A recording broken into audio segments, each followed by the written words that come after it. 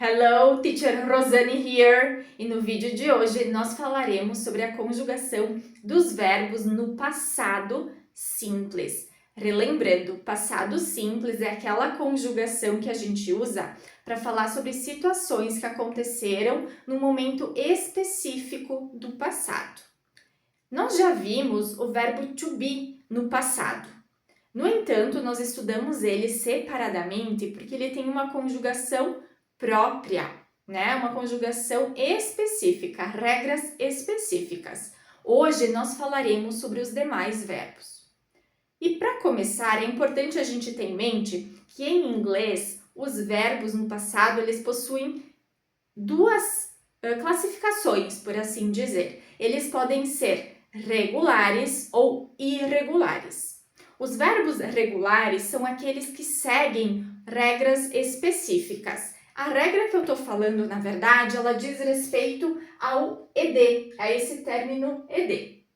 Mas existem verbos no passado que eles têm uma conjugação irregular, como é o caso do verbo fazer, que é do, no passado é did, do verbo beber, drink, no passado é drank, do verbo dirigir, drive, que no passado é drove, do verbo comer, eat, que no passado é ate, do verbo ir, go, que no passado é went. Aqui é uma pequena lista, existem muitos outros verbos que são irregulares, porém a imensa maioria dos verbos da língua inglesa é regular. Então aqui no quadro, aqui no whiteboard, eu trouxe um exemplo para nós termos como referência, que é o verb to play. Então, para eu dizer jogar, brincar ou ainda tocar no passado, eu vou acrescentar ed. Então, essa aqui é a regra geral, que a grande maioria dos verbos se enquadra. Basta acrescentar, então, ed para ter a conjugação do verbo no passado. Então, aqui eu tenho I played, you played, he played, she played, it played, we played, you played, they played. Então, percebam que, basicamente, o verb, com este acréscimo ed no passado, ele é o mesmo para todas as pessoas, não tem mais conjugações. Então, vejam só que simples a conjugação do inglês, não concordam? Então, prosseguindo. Na forma negativa, nós vamos utilizar, então, um auxiliar também. Nesse caso aqui, o auxiliar que nós usamos é o did, que é justamente a forma passada do do, né? O auxiliar do nós utilizamos no present simple, ou seja, no presente, para falar de rotinas, de fatos, e o did nós utilizamos então no passado, para falar sobre algo que aconteceu num momento específico.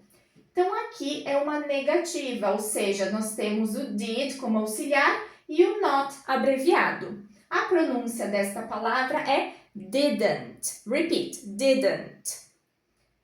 E na sequência, a gente tem o verbo. Percebam que o verbo ele está no formato normal, na forma base dele, digamos assim. Ou seja, sem nenhum acréscimo.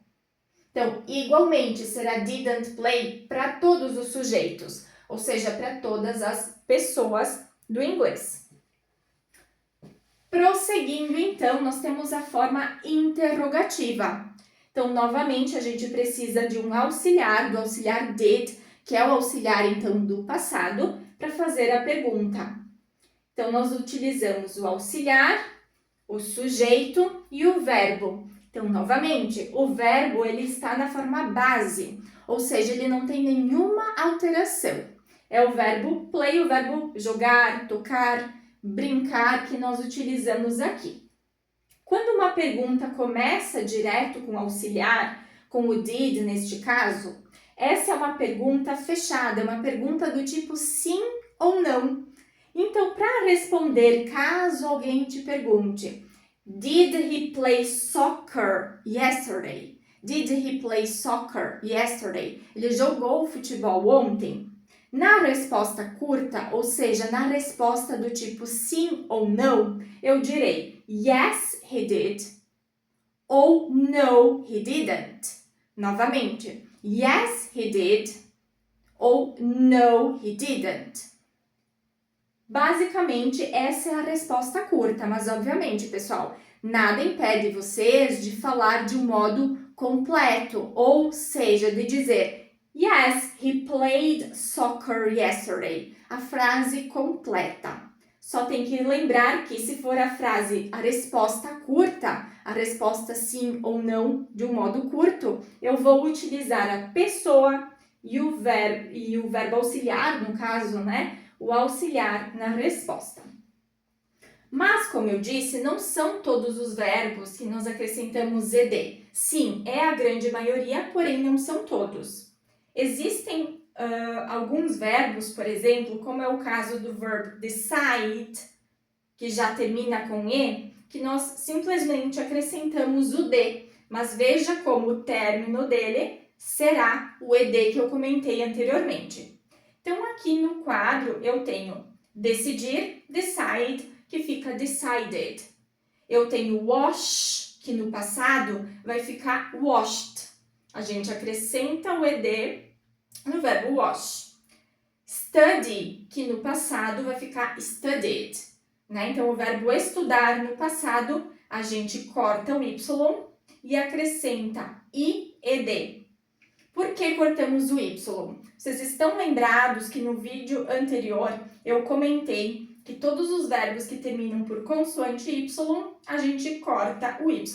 Então, essa aqui é uma regra que vale para o passado também. Vale para o presente, a regra da consoante y, e vale para o passado. Só que, obviamente, no passado, o acréscimo, né, é diferente do presente. Stop. Stop é um verbo curto, um verbo que tem uma única sílaba. Como que é a divisão de sílabas do inglês? Em inglês, nós dividimos as sílabas pelo número de vogais. Então, aqui nós temos um único som de vogal, né, na palavra stop. Então, é uma sílaba só. E esse verbo, ele tem a característica de consoante, vogal, consoante. Por este motivo, nós dobramos, então, a última consoante e acrescentamos ed. Então, o verbo parar, stop, stopped, no passado. O verbo prefer, que é o verbo preferir, ele tem mais do que uma sílaba, ele tem duas, né? Prefer, duas sílabas. No entanto, nós também duplicamos a consoante final, e o motivo é: embora ele tenha mais do que uma sílaba, a sílaba tônica do verbo prefer é a última. Por esse motivo, nós duplicamos. Caso a sílaba tônica fosse a anterior, né, ou seja, fosse qualquer outra sílaba menos a última, nós não duplicaríamos. Tenho aqui um caso, então, né, um exemplo para dar para vocês, que seria o verbo listen.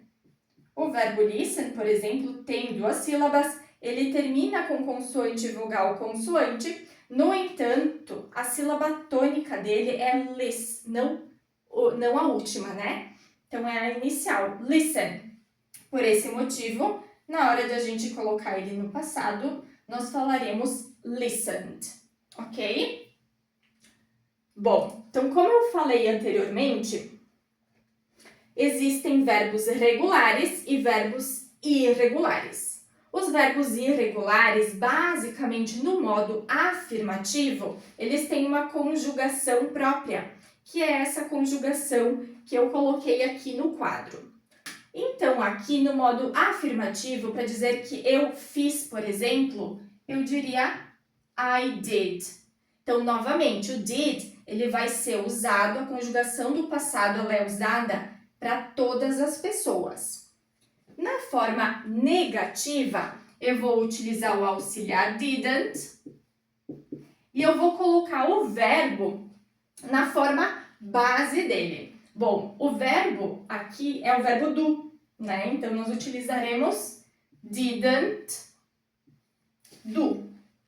Na pergunta, ficará o did, porque ele é o auxiliar do passado, a pessoa, e nós também utilizaremos o do, ou seja, o verbo na sua forma base.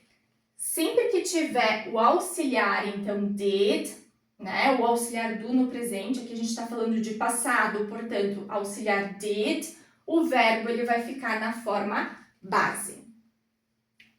Bom, último detalhe, e que é extremamente importante, na verdade. Quando nós utilizamos essa conjugação, que é o past simple, para falar sobre coisas que aconteceram no momento específico do passado, nós deixamos claro, nós precisamos deixar claro quando que isso aconteceu. Então, aqui eu tenho algumas expressões, eu trouxe algumas expressões que marcam o tempo no passado. Por exemplo, a palavra yesterday. Yesterday significa ontem. Last week, semana passada. 2 months ago, 2 meses atrás. Essas são algumas expressões bem específicas, né? Que falam, que a gente utiliza então para falar sobre quando algo aconteceu. Mas não necessariamente precisam ser estas expressões. Eu posso dizer, por exemplo, when I was a child. When I was a child. Ou seja, quando eu era uma criança. E óbvio, existem outras situações, por exemplo, às vezes até acontecimentos, né? Podem ser marcadores temporais, eles podem especificar o tempo no qual alguma atividade aconteceu. Bom, pessoal, sobre o past simple, basicamente esse é o conteúdo, esse é o assunto. Eu espero que vocês tenham gostado desse vídeo e mais do que isso, eu espero que esse vídeo tenha sido útil para vocês. Vejo vocês em breve. See ya! Bye bye!